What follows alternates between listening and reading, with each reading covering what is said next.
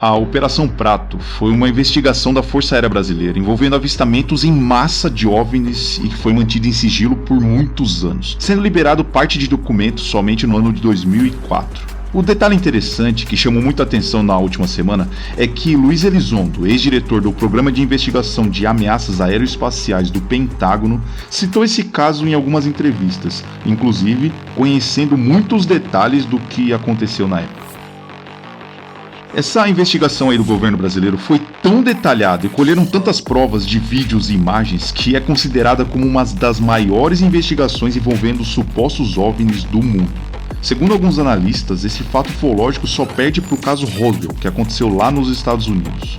Por isso, o grande interesse mundial nesse caso. Mas o que é a Operação Prato? Caso não saiba, só para resumir aí o caso para você. Lá em meados de 1977, ocorreu uma série de avistamentos de luzes na ilha de Colares, no estado do Pará.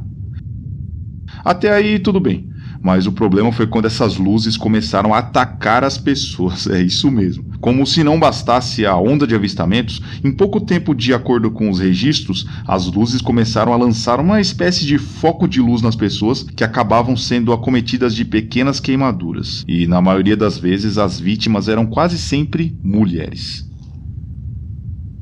De acordo com Elaide Cecim Carvalho, que era a diretora da Unidade de Saúde de Colares, descreve que, na maioria dos casos, as pessoas chegavam para serem atendidas possuindo dois orifícios paralelos, como se agulhas tivessem penetrado a pele das pessoas. E ainda, segundo relatos da médica, os pacientes davam entrada no posto de saúde com sintomas de anemia, tontura e febre, e ainda essas marcas de queimaduras de primeiro grau pelo corpo. E que, a partir daí, a dor se tornava insuportável e eles eram tomados de profunda fraqueza, como se eles estivessem sendo dopados. Esse caso foi tão emblemático que existem inúmeras reportagens da época e recortes de jornais que abordavam o misterioso caso, que foi apelidado de Luzes Vampiras.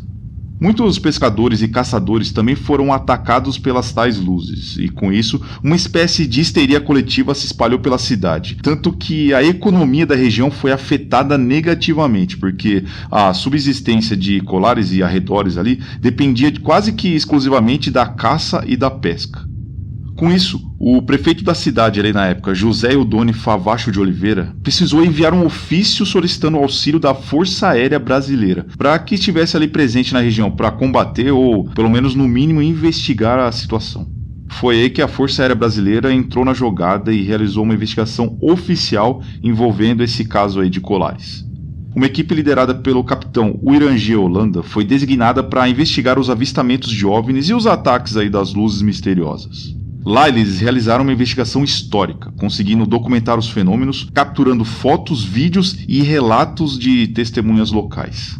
O resultado dessa investigação foi guardado a 7 chaves durante muito tempo, tanto que só veio ao conhecimento do público quando o próprio coronel Uirangi Holanda se aposentou, e no ano de 1997 veio a público relatar o que realmente aconteceu naquela operação após 20 anos de silêncio. E ele me perguntou se eu acreditava em disco voador. Eu não sabia nem que estava ocorrendo essa operação. E esse chefe era o coronel Camilo Ferraz de Barros. Ele perguntou se você acredita em disco voador. Eu acredito. Falei, Alexandre, então agora você está encarregado desse caso. Aí me deu a pasta com o início da operação para que eu tomasse conta do assunto e ficasse encarregado do caso. As revelações do coronel chocaram o país e foi objeto de reportagens em diversos canais e meios de comunicação da época, inclusive fora do Brasil.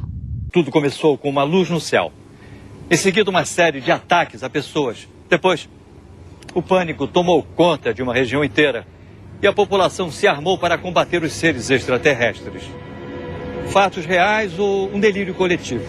Na dúvida, militares da aeronáutica foram convocados para investigar a presença desses objetos voadores não identificados.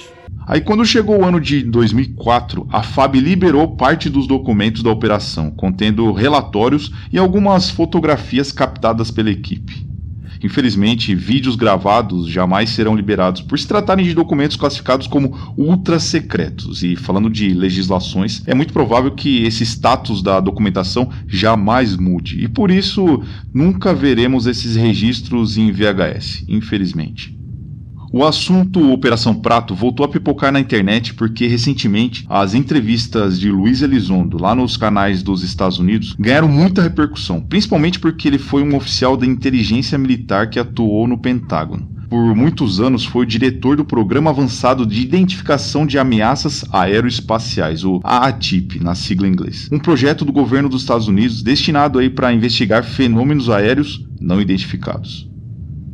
Nessas entrevistas, ele citou as operações da Força Aérea Brasileira em Colares, na década de 70, ou seja, falando da Operação Prato. E diz abertamente que conheceu o general do Exército Brasileiro na época. Hoje em dia nós sabemos que se trata do Paulo Roberto Yogi de Miranda Uchoa, e que se conheceram em um encontro que aconteceu lá nos Estados Unidos, no estado da Virgínia, organizado pelo programa AATIP, para discutir o fenômeno. A Operação Prato certamente é a maior investigação militar envolvendo o fenômeno ufológico no mundo, comprovadamente documentada por arquivos militares, jornalísticos, com laudos médicos e obituários divulgados, como em nenhum outro lugar já houve semelhante. Esse panorama todo serve para mostrar para você que as investigações em torno dos fenômenos anômalos envolvendo os objetos voadores não identificados acontecem sim. Mesmo que o governo não confirme abertamente aí de forma oficial, mas o fato é que as declarações de ex-oficiais de alta patente do governo e principalmente os documentos oficiais liberados aí no Arquivo Nacional mostram o contrário, confirmando que sim, o governo se interessa e já pesquisou o fenômeno de forma séria e trata os casos com um grau de sigilo muito alto. Mas o porquê desse sigilo todo aí? Bom, essa resposta aí talvez nunca vamos conseguir de maneira clara e esclarecedora. O que cabe a nós, como sempre, é o quê? Sim, especular. Então, deixa a sua opinião aí nos comentários. E não esquece de deixar o like e de se inscrever no canal, para não perder nenhum vídeo, e segue aí as nossas redes sociais, para ficar por dentro de tudo que acontece nesse mundo das curiosidades. Um grande abraço para você que ficou até o final e até o próximo vídeo. Disco voador de disco voador. O francês chama de sucoupe volante. Sucoupe é pires. Sucoupe pires voador. O português chama de prato voador. O espanhol chama de platilho volante. Tá?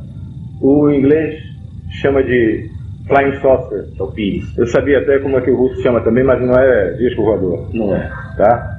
Então tudo é relativo a pires. Tá?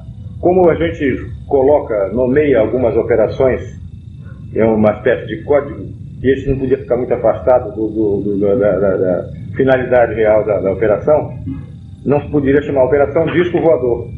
Também não queria chamar de Pires Voador. E ficou mais um primo parecido dele, o Prato.